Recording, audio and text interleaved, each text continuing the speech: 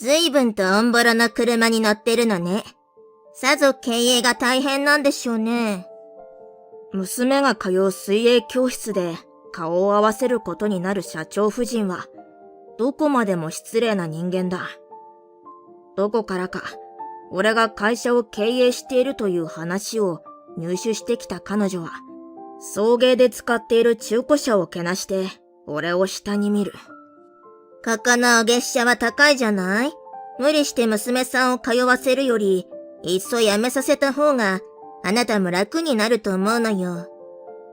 そんなこと、あなたに言われることではありませんので。嫌だ。そんな怖い顔なさらないで。私はあなたを思って言ってるのよ。それが伝わらないなんて、生活が貧しいと、心まで貧しくなるってほんとね。人を不愉快な気分にさせておいて、社長夫人は愉快そうに笑った。大企業を経営している社長の妻として、アドバイスして差し上げますわ。もっと取引先など選んだらいかが？よければ、主人に口利きしてあげてもいいわよ。とことん上から目線で馬鹿にしてくる社長夫人に、俺も我慢がならなくなる。わかりました。あなたの言葉通りにさせていただきます。ああ、ご主人への口利きは結構ですよ。間に合っておりますので。そこまで抑揚なく言い切ると、では、と一礼し、タイミングよく帰り支度を終えた娘の手を引いて、俺はその場を去る。俺はアドバイスに従うだけですからね。そう、胸の内でつぶやきながら。俺の名前は長尾健志。大学卒業後、大手コンサル会社に就職。そして28歳で独立し、自身でコンサル会社を立ち上げた。またそれと同時に結婚し、現在は妻と小学1年生になる娘の3人で幸せに暮らしている。娘は水泳教室に通っており、送迎はもっぱら俺の役目だ。ある日、その送迎のため、俺が教室の駐車場に到着すると、そこには派手な高級車と、おそらくその車の持ち主だろう女性が、何やら子供相手に怒鳴り声を上げている姿が見えた。傷でもついたらどうしてくれるのよ。この車、いくらすると思ってんの？状況から察するに、教室から出てきた子供の手が、その高級車のミラーに当たったらしい。だが俺からしたら、そもそも彼女の車が通行の邪魔になる位置に止めてあるようにしか見えなかった。やんちゃ盛りの子供たちが通う教室だ。それを考慮して送迎の車も端に寄せてあったり、発進する際はよくよく注意したりと保護者も気を配っているというのに、普段の女性の車は完全に歩行者の通り道を塞いでしまっている。かわいそうに、女性に怒鳴られた男の子は今にも泣きそうな顔をして肩を震わせていた。手早く駐車した俺は車から降りて彼らの間に割って入る。まあまあ、落ち着いて。見たところ、車にも傷はついていないようですし、彼もわざとぶつかったわけじゃないでしょうし。だろ？と言って、男の子を見やれば、彼は涙をいっぱいに溜めた両目をチラッと上げて、それからブンブンと首を縦に振る。しかし、突然しゃしゃり出てきた俺が気に食わなかったのか、女性はじろっと俺の格好やその後ろに止めた車を一別すると、眉をますます吊り上げて怒鳴ってきた。うるさいわね。貧乏人が口を出さないでくれる？こっちの修理費だけで、あなたのそのボロい中古車、何台買えると思ってんのよ。初対面の相手に対しての言葉とは、とても思えないその物言いに、俺は思わず絶句してしまった。確かに、俺が乗っているのは、中古の軽自動車である。教室までの道が細く、また、ここの駐車場も、さほど広くはないので、周囲の邪魔にならないようにセカンドカーを使っているのだ。また、俺自身も普段は T シャツにジーンズというラフな格好を好んでいるので、一見して派手でわかりやすいものを好むらしい彼女の基準からすれば、取るに足らない相手として映ったのかもしれない。それにしたって、あまりにも礼儀を欠く女性の態度に、俺が眉を寄せた瞬間、騒ぎを聞きつけたらしい教室のスタッフたちが、こちらに向かって駆けつけてくる姿が見えた。和田さん、どうされたんですか？それに長尾さんまで。和田という名前らしい彼女のことはともかく、普段はこういう騒ぎを起こさない俺までもがこの場にいることに、スタッフは面食らっている様子である。すると和田夫人は、今度はスタッフ相手に難癖をつけ始めた。その間に別のスタッフが普段の男の子と俺を彼女から隔離する。そうして古参のスタッフがなんとか和田夫人の説得に成功したらしく、彼女は最後に俺と男の子を睨みつけながらも自身の車へと戻り、エンジン音も高らかにその場を去っていったのだった。お怪我はないですか？いえいえ、大丈夫ですよ。こちらこそお手間をおかけして申し訳ありません。俺がうまく対応できればよかったのですが。心配げに確認してくるスタッフに俺は首を振る。どうやら男の子も怪我などはないようで一安心だが、それにしてもなんとも強烈な女性だった。こちらの戸惑う空気を察したのか、やがてスタッフが苦笑気味に口を開く。和田さん、今日は息子さんの入会手続きで来られたんですけど、旦那さんは大手建設会社の社長をされていらっしゃるとかで。ああ、そうなんですね。濁された言葉に俺も事情を理解する。要は、あのようにプライドが高く傲慢で、相手を外見や持ち物だけでしか判断しない類の女性なのだろう。入会手続きに来ただけであの騒ぎなのだ。いざ本格的に息子の送迎が始まれば、どんなトラブルが起こるかわからない。私たちも十分に気をつけますが、長尾さんもどうぞ気をつけて。はい、ありがとうございます。さぞスタッフたちも大変だろうにと思いつつ、俺はその気遣いに頭を下げると、やがてレッスンを終えた娘と共に、帰途へと着いたのだった。だが、それからというもの、和田夫人は教室で俺の顔を見かけると、その度に嫌味を言ってくるようになった。どうやら、彼女の息子のレッスン時間と、俺の娘のそれが、ちょうど入れ違いになるらしい。なので、息子の帰り支度を待つ彼女と、娘に連れ添って、プールのそばまでやってくる俺は、高い確率で顔を合わせてしまうのだ。今日も今日とて、娘を送り出した俺の姿を認めて、わざわざ彼女の方からこちらへと近づいてくる。あら、ごきげんよう。相変わらず車も服も貧乏くさい。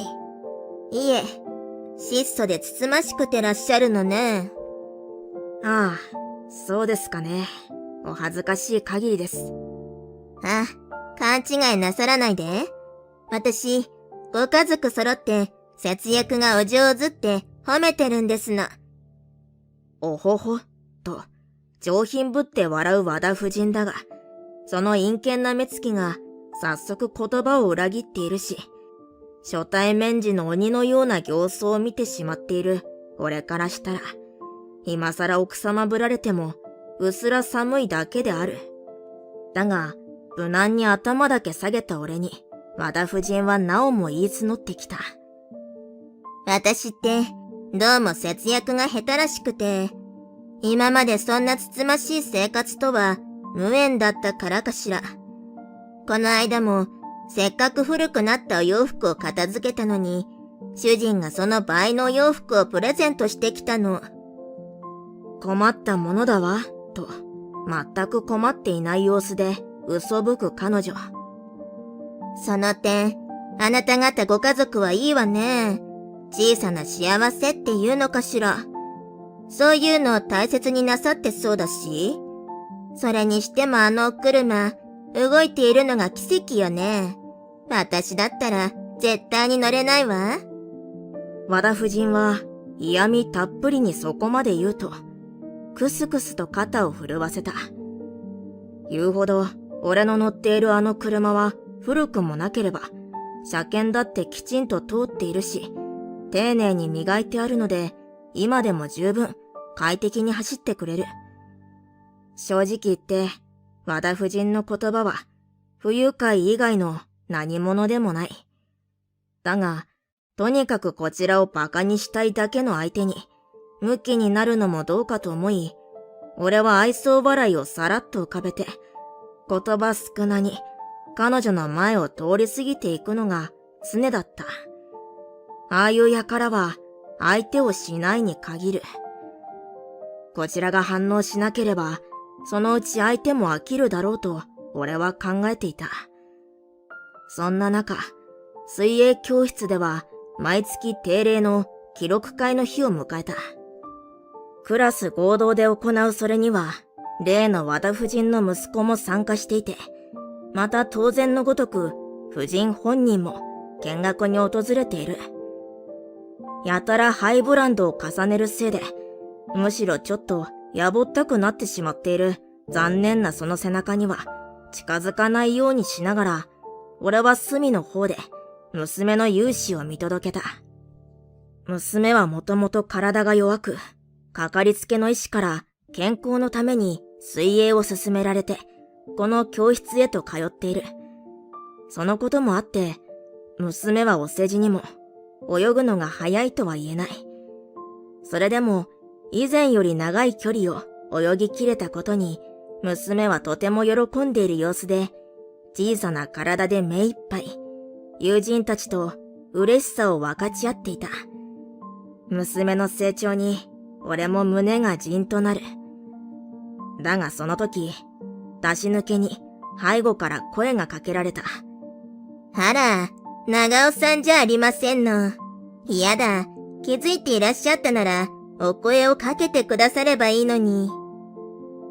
その耳障りな声の主は案の定、和田夫人で、せっかくの感動に水を差されたことに、俺は内心大きなため息をつく。ああ、どうも、すみません。気づいてませんでしたので。しかし、こちらのあからさまな塩対応にもめげず、彼女はわざとらしい笑顔を浮かべて、俺へとにじり寄ってきた。和田夫人は出番を終えた俺の娘の方をちらっと見やり、それから唐突ににっこりと笑う。お宅の娘さんは可愛らしいこと。記録会だって言うのに、早く泳ごうだなんて、みじんも考えてらっしゃらない様子で、あんなに喜んで。お父さんに似て、小さな幸せを見つけるのがうまいわね。遠回しに娘のことを馬鹿にされ、俺はさすがにカチンときたが、ここで感情的に言い返したところで、周りの迷惑にしかならない。そう思い、黙っている俺。けれど和田夫人は空気を読まず、さらに続ける。でもね、本人が楽しくても、ほら、場の空気ってものがあるでしょ？だってあの子、どう見ても泳ぎの才能には恵まれていないし、周りの子も足を引っ張られなければいいけれど。誰よりも空気を読めない人間に、そんなこと言われたくはない。それに、まるで娘が教室の邪魔になっていると言いたげなその言葉に、気づけば俺の口から我慢していたものが漏れてしまっていた。この教室は、ちゃんとその子の実力に見合ったクラス分けをされていると思います。それにお言葉ですが、娘や周囲の子供たちについて、部外者のあなたが横から口を出すことではないですよ。俺としては、できるだけ感情を抑えて、淡々と口にした苦言だったが、それまで何も言い返さない貧乏人だと舐めていた相手からの思わぬ反撃に、和田夫人はいささか驚いたようであった。彼女はそのけばけばしいまつげを数度震わせると、たちまちまな尻を吊り上げて俺を睨んでくる。嫌だ。教養がない方はこれだから。私はただ、あなたのためを思って言ってあげたのに。それをそんな悪意ある方に受け取るだなんて、ひどいわ。そして一転、彼女は完全にこちらを馬鹿にした目つきで見やると、ふんと鼻を鳴らす。生活が貧しいと、心まで貧しくなるってほんとね。ねえ、正直なところ、ここのお月謝は高いじゃない？だから、無理して娘さんを通わせるより、いっそやめさせた方が、あなたも楽になると思うのよ。それから和田夫人は、さもおかしそうに、声を上げて笑った。だって、あのオンボロの車、あんな古くて汚くて、小さい車で送迎しなきゃいけないだなんて、あなたも娘さんもかわいそうよ。見栄を張って、いらぬ恥をかくより、ちゃんと自分たちに見合った生活をなさいな。まるで、出来の悪い子供を根気よく諭すようにして、彼女はそんなことまで言ってくる。そして和田夫人は、勝ち誇った色をその目に浮かべて、俺を一別した。あなた、聞けば何かの会社の社長だそうじゃない？まあでも、その様子じゃ、経営の方もお察しね。そうね。もっと取引先など選んだらいかが？よければ主人に口利きしてあげてもいいわよ。そしたら少しは生活も楽になるでしょうと、親切ぶって付け足す和田夫人。正義は自分にあると信じて疑わない、その態度に、俺は心の底から辟易する。放っておけば、相手が飽きるだろうと楽観視していたものの、こちらの予想以上に、和田夫人はしつこい性格のようだ。このままでは、俺ばかりでなく、娘までもが、彼女の餌食になってしまう。そうして俺は、とあることを決意し、口を開いた。わかりました。そこまでおっしゃるのであれば、あなたの言葉通りにさせていただきます。ああ、ご主人への口利きは結構ですよ。間に合っておりますので。そこまで抑揚なく言い切ると、では、と一礼し、タイミングよく帰り支度を終えた娘の手を引いて、俺はその場を去っていったのだった。さて、その数日後、俺のもとにとある取引先から電話があった。朝から何回も同じ相手からかかってきているという。会議が終わり、時間の空いた俺が電話に出ると、ようやく繋がったとばかり、相手からは開口一番、プロジェクトを抜けるとはどういうことですかと、悲鳴のような問いかけが飛んできた。俺はいささか面食らいながらも、冷静に答える。どうもこうも、言葉通りですよ、和田社長。そう、電話相手は、あの和田夫人の夫であり、大手建設会社の2代目社長だ。和田夫人は、主人に口利きしてあげてもいいわよ、なんて言っていたが、そんなことをしてもらわなくとも、すでに契約を結んでいた。俺の会社は以前より、彼が社長を務める大手建設会社のコンサルタントとして、50億を超える大きなプロジェクトに関わっているのだ。しかも、大詰めを迎えているプロジェクトだ。ここで我が社が抜けるとなれば、和田社長が被る損失は計り知れないものとなる。言葉通りって、ここで長尾社長が抜けるとなると、我が社は立ち行かなくなってしまいます。最悪、倒産ということにも。ほとんど泣きそうな声で、和田社長はそう言い募ってくる。彼は人間としては気が優しく、穏やかな相手であるが、良くも悪くも、坊ちゃん体質というか、優柔不断で流されやすい性格をしていた。ある意味、傲慢でプライドが高い夫人とは、我鍋に閉じ蓋夫婦とも言える。普段から何かと押され気味らしい彼は、今回の件も妻から何も聞いていないのだろう。まあ、和田夫人が、たかだか水泳教室で一緒になる貧乏人である俺のことを、夫に話すとも思えない。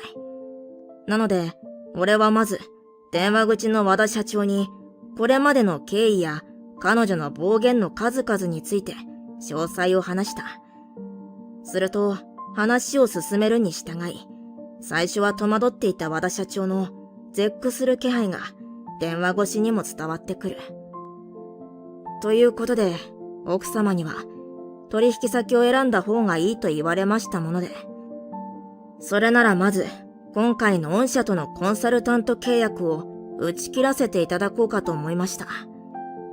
話し終え、そう締めくくった俺に、それまで言葉を失っていた和田社長が震える声で謝罪した。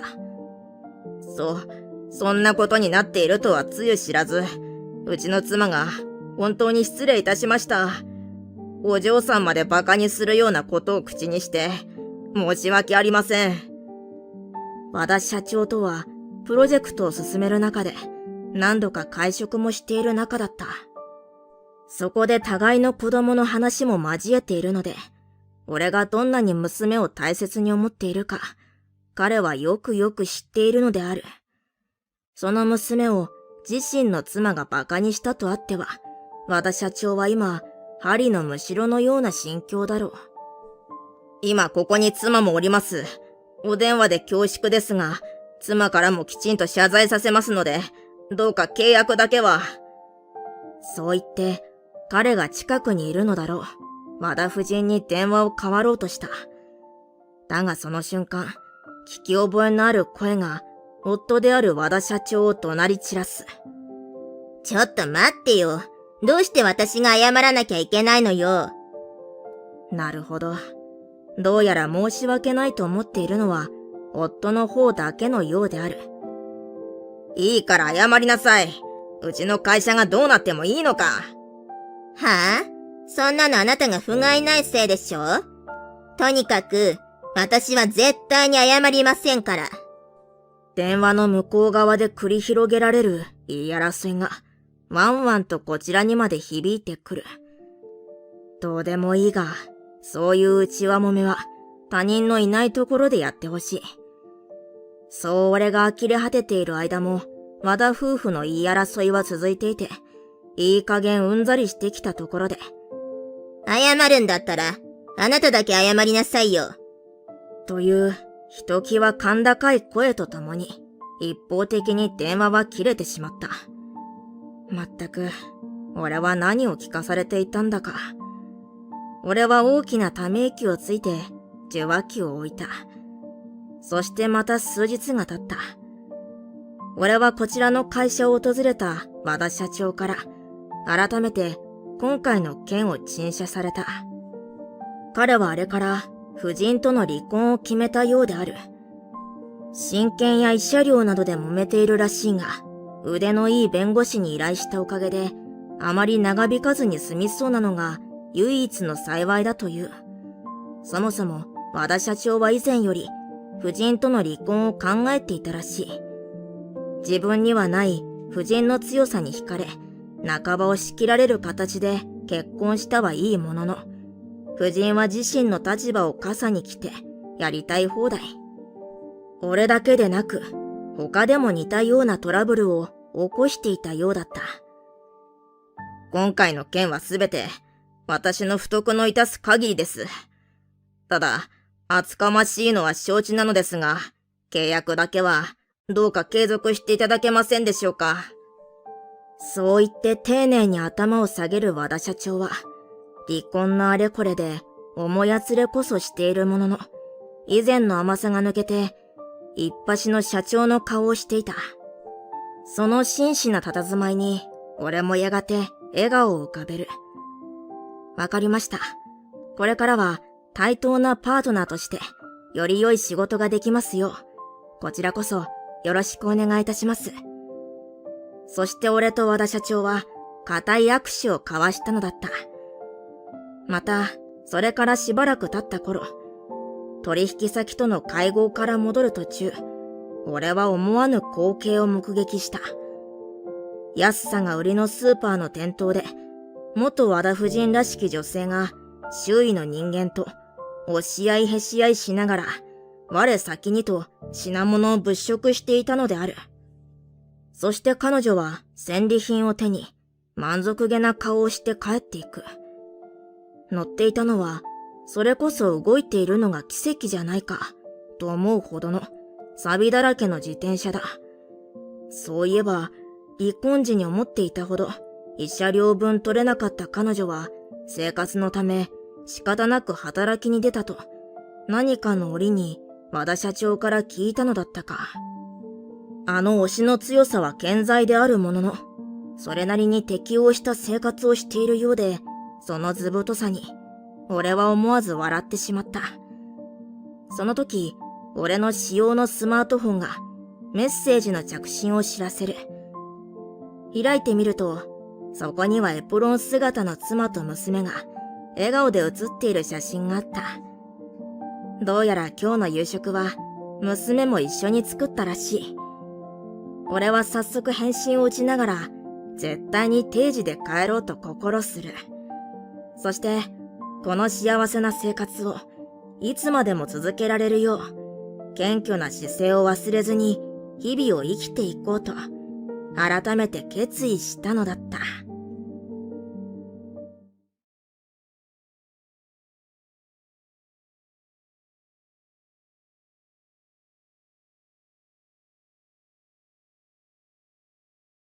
お前みたいなじじいはクビだ。無能なくせに給料もらってきたんだから、退職金は10円で十分だよな。20年間一生懸命働いてきた俺は、新社長に会社を追い出された。疲労困憊で反抗できなかった俺は、おとなしく立ち去るしかない。ところがその数日後、なんでお前の資料やメールが英語なんだ？新社長からかかってきた怒りの電話。そんな彼に俺は冷静に告げる。なんでって、そりゃあ当然ですよ。俺が告げた真実に新社長は己の無能さを痛感することになった。俺の名前は三井洋平。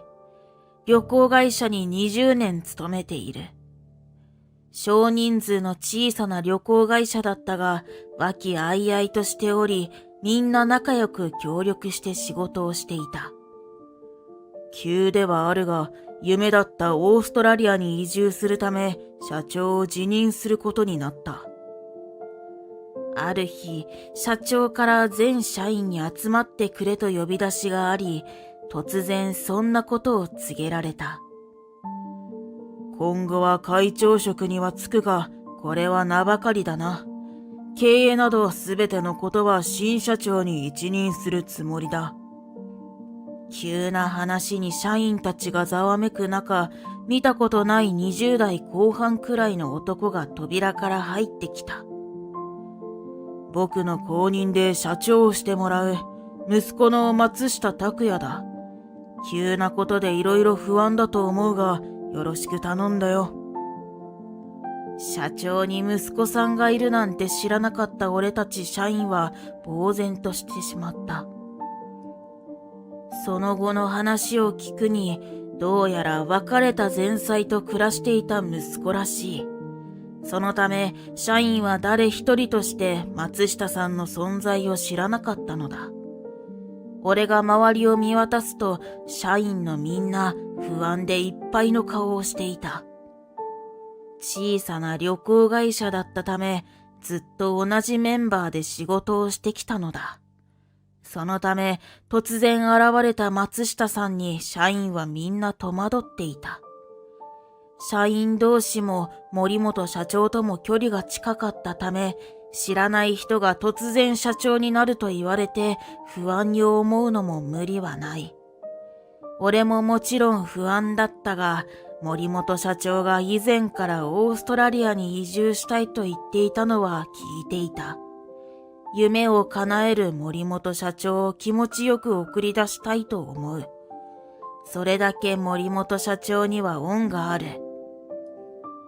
俺は大学時代にはアメリカ留学を経験し、旅行が好きで国内外問わずいろいろなところに行っていた。大学卒業後もお金を貯めては旅行をするという生活を送っていたのだ。25歳の時、好きな仕事をしようと現在の会社に就職した。対応できるスタッフがいなかったため、俺が入社した頃は国内バスツアーが中心だった。しかし、英語が堪能な俺が入社し、海外旅行のサービスを開始したのだ。森本社長は社員のやりたいことやアイディアを積極的に採用してくれる人だった。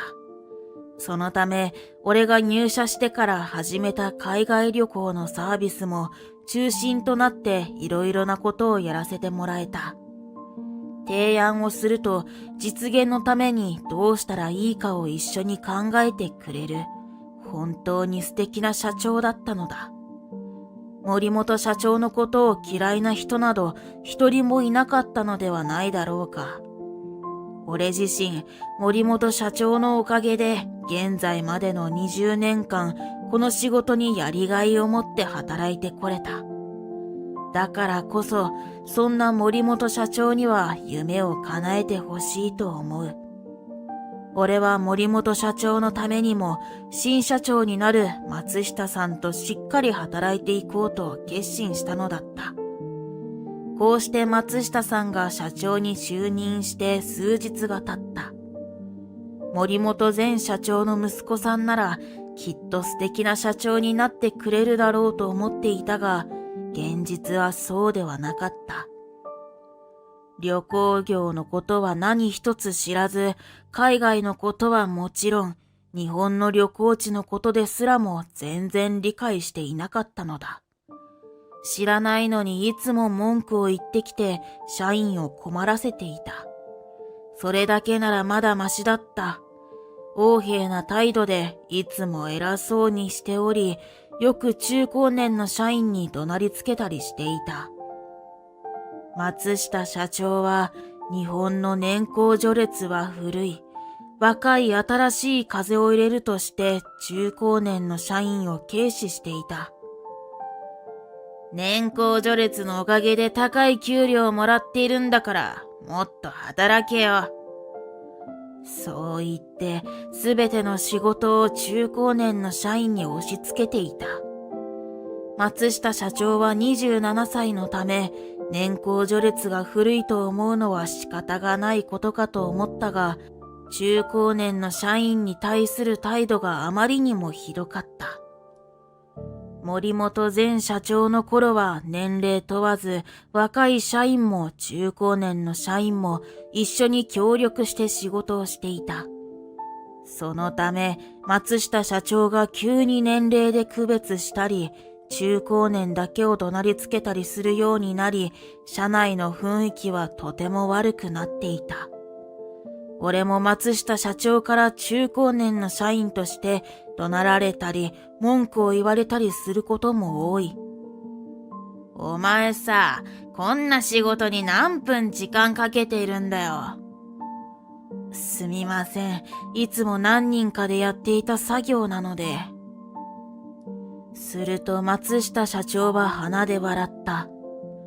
お前入社して20年なのに全然使えないんだな。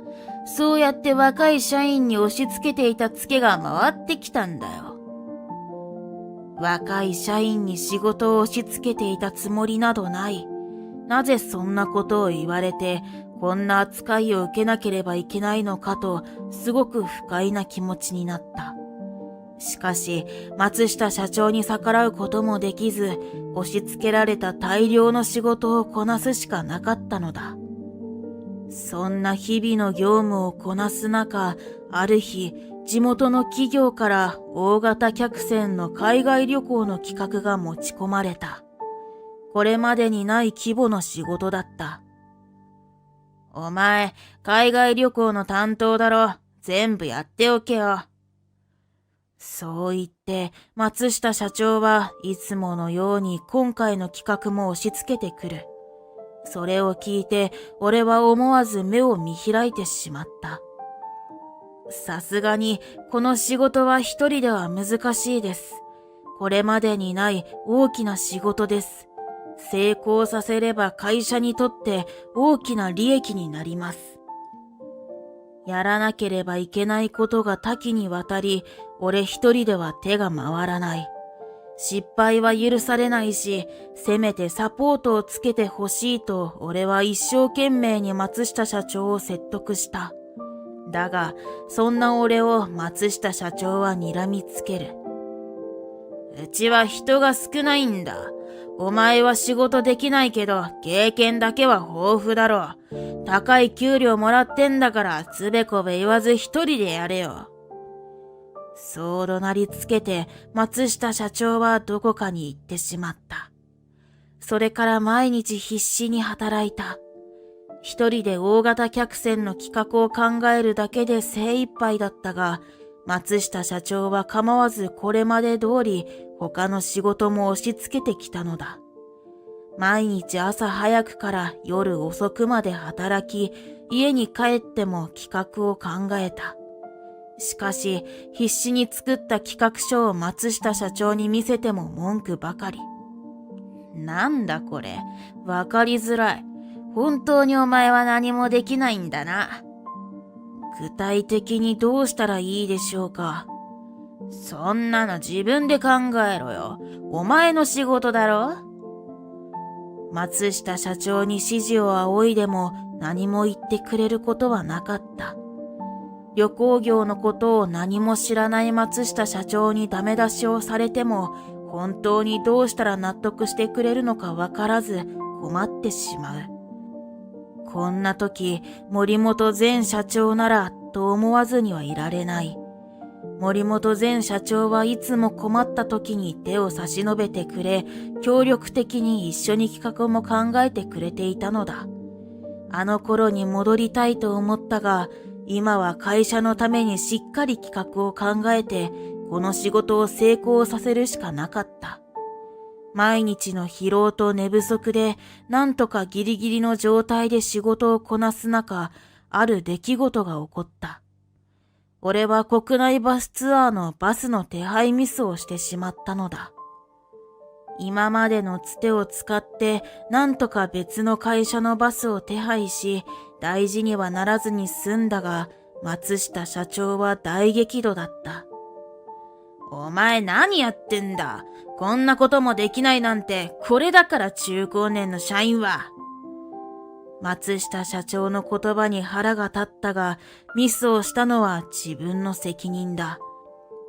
謝るしかなかった。申し訳ございませんでした。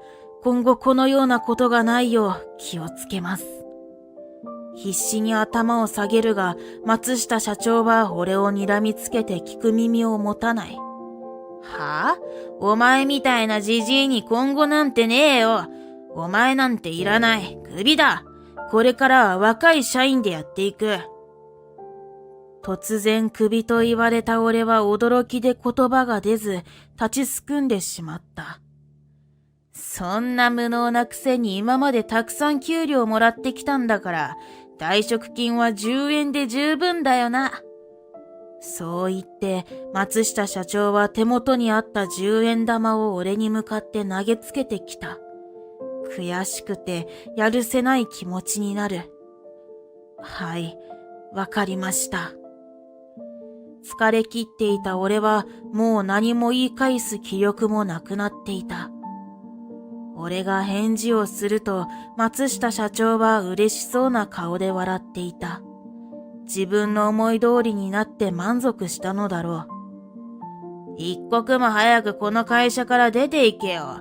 顔見てるだけでイラつくからな。そう言われ、簡単な引き継ぎだけをして、俺は会社から追い出されてしまった。森本前社長の顔が浮かんだが、後悔はしていない。もうこんな疲労困憊の日々から解放されると思うと、少しせいぜいしていた。大好きな仕事だったが、あんな人の下で働くことはもうしたくなかったのだ。数日後、俺の携帯電話が鳴った。松下社長からだった。俺は出ないでおこうと無視をしたが、ずっと電話は鳴り続ける。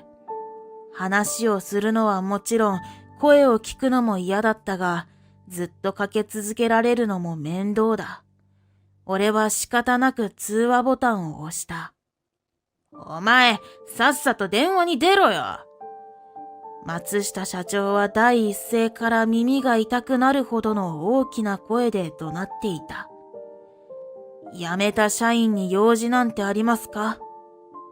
俺は冷静にそう聞いた。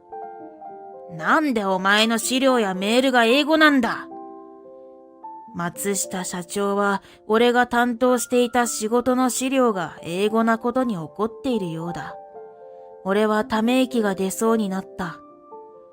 海外旅行の仕事ですよ。手配先の相手は海外の人ですし、英語なのは当然のことです。今まで俺に見せてきた資料は日本語だったじゃないか。わざと英語にしたんだろ。海外旅行を主に担当していた俺の資料やメールが英語なことは当然だった。それを俺が和訳していたことは知らなかったのだろう。そんなことも知られていなかったのかと俺は少し悲しくなった。今までは資料もメールも届いた段階で和訳してから松下社長に見せていたんですよ。俺の言葉に松下社長は少しの間黙り込んでしまった。もう、そんなことは知らない。お前のやっていた仕事だろ。なんとかしろよ。沈黙の後、口を開いたと思ったら、なんとかしろといういつもの無茶ぶり。俺は少し焦っている松下社長の声を聞いて、少し面白くなってしまった。なんとかって言われましても、僕はクビにされてもう社員でもないですし、何もできませんよ。うるさい。お前以外の社員で英語ができる人はいないんだよ。お前がなんとかしろ。怒りに任せて怒鳴りながら、俺になんとかしろという一点張り。もう社員でもない俺は何を言われてもいいと思い、強気に出た。嫌ですよ。もう僕には関係のないことです。それに、僕が和訳してお渡しした資料もわかりにくいとおっしゃっていたじゃないですか。なので、和訳しておいた資料もありましたが、英語に戻しておきましたよ。お前、そんなことをして許されると思っているのか？松下社長は相当俺にムカついているようで、電話越しに大きな声で怒鳴り続ける。しかし、俺は冷静に話を続けた。20年間一生懸命仕事をしてきました。若い人に仕事を押し付けたり、仕事をせずに高い給料をもらっていたわけでもありません。だからなんだ？それも知らずに中高年の社員はと決めつけていたのは松下社長です。僕をクビにした時に言ったように若い社員と頑張ったらいいじゃないですか。お前、わかった。悪かったって。だからさっさとなんとかしてくれよ。頼むから。俺の態度に松下社長は少し焦り出したのか、気持ちのこもってない謝罪をしてきた。翻訳のアプリを使ってもうまくいかないしできないんだよ。この仕事がうちの会社にとってどれほどの利益になるかわかるだろ。頼むよ。僕は毎日ろくな睡眠時間も取れず、その仕事を会社のためにやってきたんです。それを社長ともあろう方が、社員のこともしっかり見ずに評価して、すべての仕事を押し付けて。わかったって。俺がずっと溜め込んでいた文句を言っている途中で、松下社長は遮ってきた。これをやってくれたら、首の件はなかったことにして、また雇ってあげるよ。その言葉に俺は心底呆れてしまった。どれだけ自分勝手な人なのだろう。俺はきっぱりと断る。何を言われてもお手伝いする気はありませんし、もう関わりたくもありません。今後電話もかけてこないでください。すると松下社長はまた怒り出し、大きな声を出す。もういい。お前最低だな。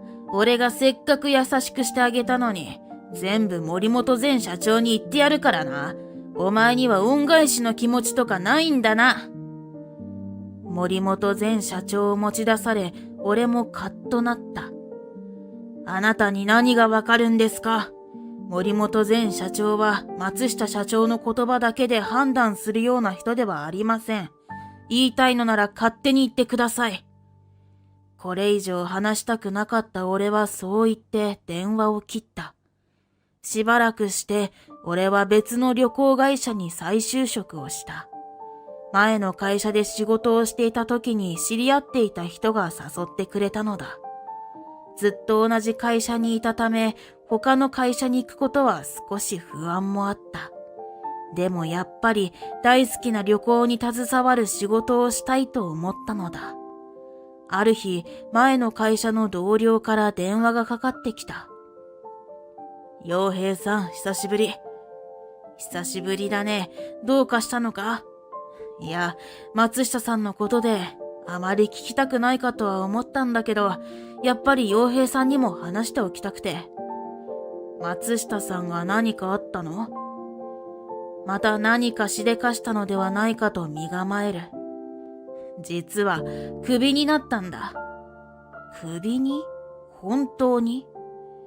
思わず聞き返すと、同僚が詳しい内情を教えてくれた。俺が辞めた後、俺がやっていた大型客船の企画を松下社長は何とかしようとしたようだ。しかし英語の資料は翻訳アプリを使いかろうじて読めても、英語でのコミュニケーションがうまくいかなかった。レスポンスの拙さと遅さが致命的だったようだ。そうなんだ。それで企画はどうなったの？結局、あの企画はよその会社へと流れてしまったよ。そっか、それは残念だったね。その後、それを知った森本前社長が大激怒でさ、どうしてこんなことになったのか社員一人一人と話をしてくれて、松下さんの問題ある行動が分かって、松下さんは社長職をクビになったんだ。森本前社長の話を聞き、変わらずしっかり社員と向き合う人なのだと嬉しくなった。森本前社長は変わらないね。よかったよ。それで社長は今誰が？副社長だよ。副社長は森本前社長が社長の時から副社長をしている森本前社長の甥だった。それなら安心だな。会社の雰囲気も戻った？ああ、森本前社長の時みたいにみんな仲良く協力して仕事ができているよ。それはよかったよ。わざわざ報告してくれてありがとう。お礼を言うと同僚は申し訳なさそうに話し出した。あれからみんなと陽平さんに謝りたいって言ってたんだ。ずっと海外旅行の仕事を任せっきりで、松下さんに大量の仕事を押し付けられていた時もどうすることもできなかった。そんなことを考えてくれていたのだと俺は嬉しくなった。その気持ちだけで十分だった。全然みんな悪くないよ。俺もしっかり引き継ぎできなかったし、今は別の旅行会社に再就職して元気にやってるから気にしないでくれよ。陽平さんならどこの会社でも通用する実力があるし応援してる。ありがとう。みんなにもよろしく。同僚とエールを交わし電話を切った。松下社長の心配はしてなかったが、今まで一緒に働いてきた他の社員のことは少し気にかかっていたのだ。みんな元気にしっかりやっているのを聞いて、俺は安心した。松下さんが今どこで何をしているのか誰も知らないらしいが、今回のことが噂で広がり、二度と旅行会社では働けなくなったらしい。俺は今、自分の旅行会社を立ち上げたいという夢に向かって働いている。その時は自分も森本前社長のような社長になると決めていた。きちんと社員と向き合い、一緒に考えることができるような社長だ。年代にももちろんとらわれず、実力重視の会社にしようと思っている。